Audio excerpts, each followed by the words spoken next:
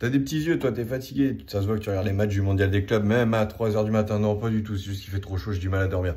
Salut tout le monde, on va faire une nouvelle vidéo aujourd'hui sur le Mercato. On va parler de Monaco, on va parler du PSG. Donc forcément, je pense que le lien est vite fait. Vous l'avez très facilement compris, je l'imagine. Oui, on va parler entre autres de Marnès à Cliouche, parce que on se rend compte qu'il y a déjà 3 belles options finalement qui s'offrent à lui sur ce mercato estival. Alors là, la première, on va démarrer par ça, ça serait pourquoi pas de rester à l'AS Monaco, hein, ce qui serait quand même, mine de rien, un peu la sécurité, hein, j'ai envie de dire, parce que quand on voit qu'il y a des joueurs comme Ansu Fati, Paul Pogba, qui vont débarquer à l'AS Monaco, ça peut permettre aussi d'avoir meilleure médiatisation partout en Europe de l'ASM, on va dire, et donc ça pourrait permettre aussi justement à Cliouche de se sublimer encore un peu plus, parce que s'il s'affirme comme le leader de cette équipe, et enfin j'ai envie de dire, il n'a même pas besoin de s'affirmer puisqu'il l'est déjà, mais qu'au contraire, on voit que la mayonnaise arrive à prendre avec des mecs comme Fati et Pogba, en sachant que Pogba a aussi comme objectif de disputer la Coupe du Monde 2026 avec l'équipe de France. On sait que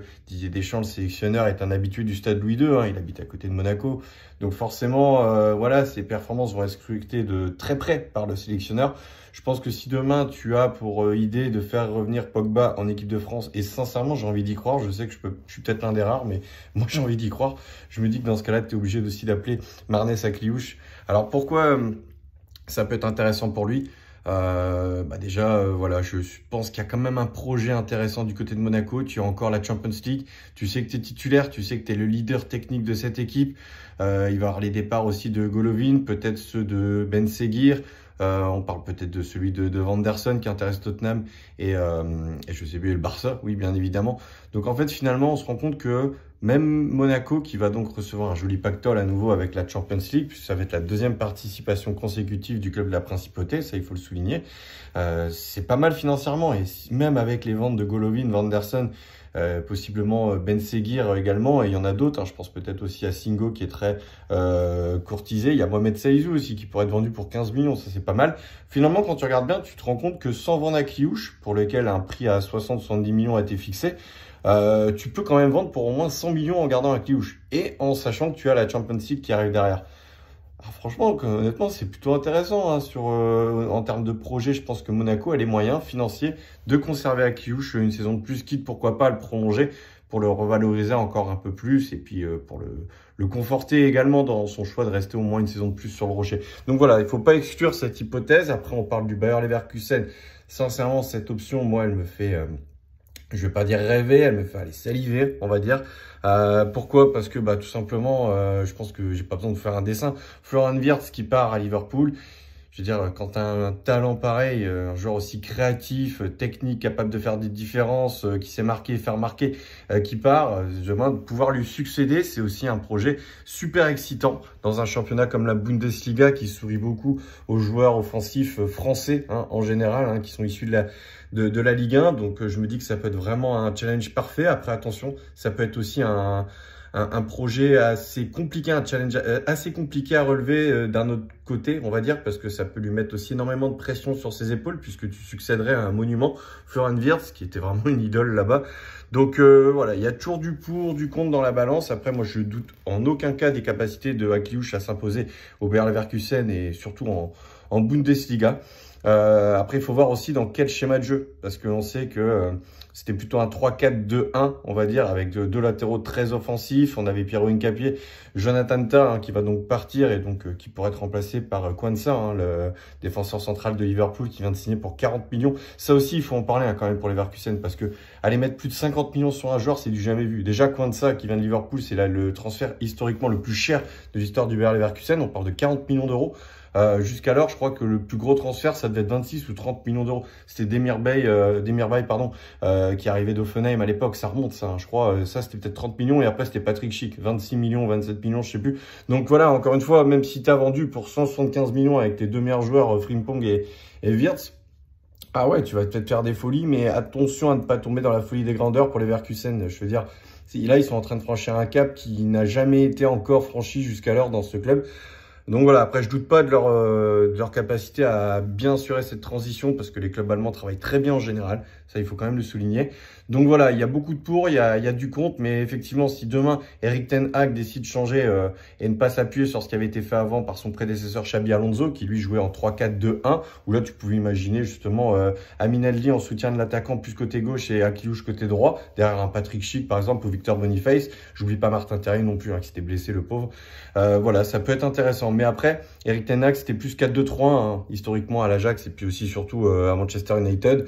Donc là, pour le coup, ça peut être super intéressant pour lui puisque c'est plus ou moins un schéma de jeu qui était aussi utilisé du côté de l'AS Monaco ces dernières saisons où il serait plutôt dans le rôle d'un ailier droit. Donc bon, ça peut être vraiment intéressant pour lui. Et pourquoi ça peut être intéressant aussi pour lui? C'est par rapport à l'équipe de France parce que 4-2-3-1, c'est finalement le schéma de jeu que semble désormais mettre en place Didier Deschamps. On l'a vu là sur les derniers matchs de Ligue des Nations et je pense qu'il a vraiment presque pas le choix finalement parce qu'il y a tellement de joueurs offensifs que bah là, en 4-2-3-1, tu te retrouves avec une pointe qui va être Mbappé. Tu peux mettre Marcus Thuram en remplaçant, en doublure on va dire, en sachant qu'il peut aussi occuper le poste d'ailier gauche. À gauche, tu peux avoir Barcola et Désiré Doué. En soutien de l'attaquant en numéro 10, un peu électron libre, tu aurais Ryan Cherki, hein, qui a, je pense, définitivement gagné sa place, qui a marqué les esprits sur ses premières sélections, avec Michael Olise du Bayern, qui peut aussi jouer côté droit, hein, comme Cherki. Et à droite, tu as Ousmane Dembélé. Et là, tu as Randal Kolo Muani, en général, qui peut plus ou moins occuper ce poste d'ailier droit, même si on sait qu'il est plutôt à l'aise en poste de numéro 9. Donc pour moi, il peut y avoir un match entre les deux, entre Akliouche et Kolo Muani, parce que clairement, pour moi...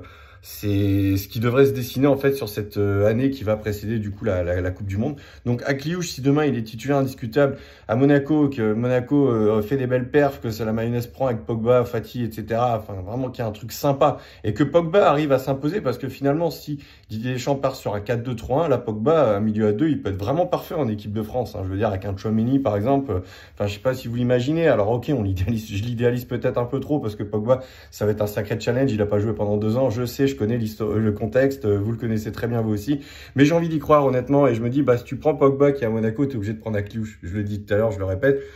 Après il y a l'autre option, c'est le Paris Saint-Germain et bon bah là quand on est fan de foot forcément, on adorerait voir un Akliouche débarquer au Paris Saint-Germain. Ça resterait risqué d'un côté parce que je pense qu'il ne démarquerait, c'est vraiment le seul projet en fait où il ne débarquerait pas dans la peau d'un titulaire. Par contre, tu viens dans un championnat que tu connais, la Ligue 1, avec des joueurs sur lesquels tu peux clairement avoir des affinités, parce que bah, tous les monstres de devant au Paris Saint-Germain sont tous en équipe de France, hein, les Dembélé, les Barcola, les Doué. Donc j'ai envie de dire que pour lui, s'il arrive à se faire une place aussi dans la rotation, en sachant que Luis Enrique n'hésite pas justement à effectuer des rotations. Puis je pense qu'un mec comme Akliouche, tu sais que tu peux jouer les yeux fermés avec lui en Ligue 1 titulaire, ça sera pas un problème pour Luis Enrique. Donc du temps de jeu, je pense qu'il en aurait quand même, hein, ça c'est sûr. Et puis ce qui est cool avec lui, c'est qu'il pourrait jouer du coup dans ce fameux 4-3-3 de Luis Enrique, en sachant qu'il y a énormément de permutations au cours des matchs, de mouvements entre les joueurs. T'as pas un réel poste fixe, je veux dire, je le mettrais plus en ailier droit en 4-3-3, mais on sait très bien qu'à un moment, il peut aussi reprendre une position axiale. C'est un peu ce que fait Désiré Doué, il le fait très bien. On sait que Akliouche pourrait aussi jouer dans le milieu à 3, un petit peu dans un registre similaire à celui de Fabien Ruiz, hein, où on sait qu'il peut être vraiment le bonhomme qui va se mettre justement entre la ligne des attaquants et la ligne des milieux, où quand tu démarres les actions, tu as Vitinha à côté de João Neves. On sait qu'il y a souvent un joueur qui aime bien se mettre entre les deux lignes pour déstabiliser justement l'entrejeu adverse, et c'est souvent ce que fait admirablement bien Fabien Ruiz. C'est vrai qu'un mec comme Akliouche qui a un QI foot hyper développé, qui est très propre techniquement, qui sait jouer combiné dans les petits espaces, je pense qu'il n'aura aucun mal à s'intégrer vraiment dans un tel schéma de jeu avec tout ce qui est déjà très bien mis en place par Luis Enrique au Paris Saint-Germain. Donc oui, je me dis que demain, si tu arrives à te faire ta place, un petit peu comme un Désiré Doué, dès qu'il s'est imposé comme un titulaire, enfin même pas comme un titulaire, qu'il a commencé vraiment à crever l'écran, à marquer les esprits au Paris Saint-Germain, il a tout de suite été appelé en équipe de France. J'ai envie de dire que, je vois pas pourquoi ce scénario ne se produirait pas non plus pour un Akliouche si demain il signe au PSG. Après, je pense sincèrement que si demain Akliouche devait venir à Paris, ça serait quand même conditionné par un départ de Kangin Lee. Alors j'ai rien contre lui, hein, c'est pas un mauvais joueur. Après on va pas se mentir, c'est peut-être celui qui est quand même un peu plus hors trait par rapport aux autres. Si on parle d'un point de vue technique, tactique, enfin je veux dire, il est quand même légèrement en dessous des autres monstres avec qui il joue. C'est pas quelqu'un qui est mauvais, loin de là. Hein, c'est un bon joueur. En plus il est jeune. Je veux pas lui jeter la pierre, mais après voilà, on sait aussi que le joueur est intéressant pour aussi des raisons extra-sportives, enfin si sportives justement, marketing on va dire, parce que c'est vrai que par rapport à sa présence dans l'effectif parisien, ça permet au PSG de rayonner aussi d'un point de vue marketing commercial sur le marché asiatique, et ça c'est pas négligeable non plus. Mais bon, à un moment donné, je pense que Paris, en gagnant la Champions League, a franchi un cap, et je pense que maintenant ils ont plus besoin d'avoir ce type de joueur, on va dire, sans manquer de respect à Kanguinli, pour rayonner mondialement en termes d'image, quoi. Donc voilà, cette barrière de du premier sacre, premier triomphe en Champions League a été franchie. Donc maintenant, je pense qu'au contraire, si tu arrives vraiment à dédoubler tous les postes avec des joueurs, mais de très très haute qualité, Akilouche en fait partie, là clairement, tu peux repartir avec une équipe qui sera encore plus forte que celle que tu avais mise en place la saison dernière et avec qui tu avais déjà soulevé le trophée de la Ligue des Champions. Donc ça pourrait être vraiment super intéressant. N'hésitez pas à me dire en commentaire en fait quel est le projet idéal pour vous selon Magnus Akilouche. Est-ce que rester à l'AS Monaco avec le contexte actuel, la Ligue des Champions, être titulaire, être le leader, et puis pouvoir jouer quand même avec des Fati, Pogba ou on peut compter sur lui aussi pour les tirer vers le haut, justement, pour les propulser à nouveau au très haut niveau international. Ça peut être vraiment un challenge excitant. En plus, il est sur le rocher, il y a moins de pression. Il sait qu'il est chez lui là-bas. Il a déjà ses repères. Ensuite, tu as le Bayer Leverkusen, la Bundesliga, un joueur qui réussit très souvent aux joueurs offensifs français, aux joueurs issus de la Ligue 1. Donc après, voilà, perspective de succéder à Florian Wirtz, ça peut être perçu comme une immense pression, mais ça peut être à l'inverse, si ça se passe bien, dans le meilleur des mondes, avec quelque chose d'incroyable qui pourrait clairement lui ouvrir les portes de l'équipe de France. Et ensuite, on a aussi le Paris Saint-Germain, qui finalement est peut-être aussi la facilité pour lui. Tu viens dans peut-être ce qui est le meilleur club du monde du coup actuellement, et puis tu sais que tu peux jouer avec des joueurs francophones, tu connais, et ça peut aussi t'ouvrir les portes de l'équipe de France, même si tu ne débarques pas dans ce club dans la peau d'un titulaire. Donc voilà, n'hésitez pas à me dire en commentaire quel est pour vous le meilleur projet, le projet idéal pour Magnus Akilouche sur ce mercato estival. Allez, ciao les amis!